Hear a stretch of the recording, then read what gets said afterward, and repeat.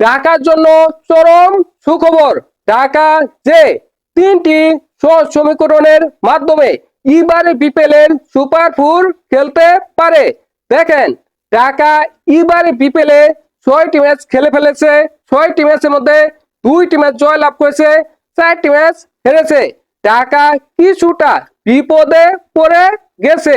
দেখেন, এবারে বিপিএল এ কমপক্ষে 3টি দল 5 বা তার চাইতে বেশি ম্যাচ জয় লাভ করবে। যেমন চট্টগ্রাম এবারে বিপিএল এ 5টি ম্যাচ জয় লাভ করে ফেলেছে। রংপুর, রাজশাহী, সিলেট এই 3টি দল 4 ম্যাচ করে জয় লাভ করেছে।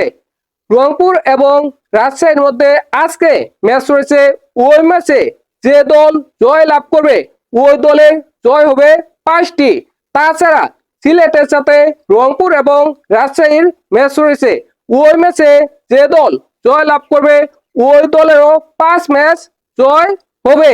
এখান থেকে স্পষ্ট এবারে বিপিএল এ কমপক্ষে 3টি দল 5 বা 5 বেশি ম্যাচ জয় লাভ করবে।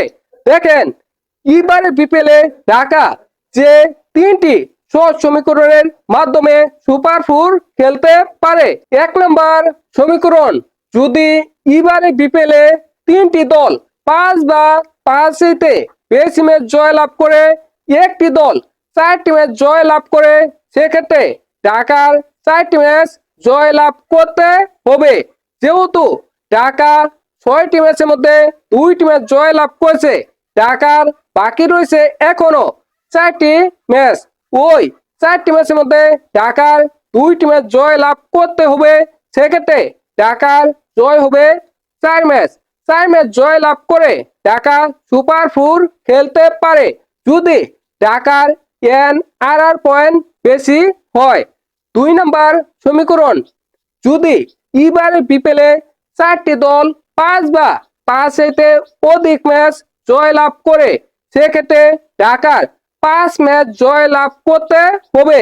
যেহেতু ঢাকা 6টি ম্যাচের মধ্যে 2টি ম্যাচ জয় লাভ করেছে, ঢাকার বাকি রয়েছে এখনো 4টি ম্যাচ। ওই 4টি ম্যাচের মধ্যে কমপক্ষে 3টি ম্যাচ জয় লাভ করতে হবে। সেক্ষেত্রে ঢাকার জয় হবে 5টি। 5 জয় নিয়ে ঢাকা সুপার ফোর খেলতে পারে, সেই সম্ভাবনা থাকবে।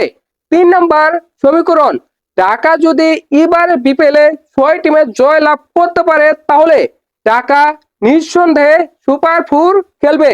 ঢাকার কোনো দলের দিকে চেয়ে থাকতে হবে না। দেখেন, ঢাকা এবারে বিপিএল এ 6টি ম্যাচ খেলেছে। 6টি ম্যাচের মধ্যে 2টি ম্যাচ জয় লাভ করেছে।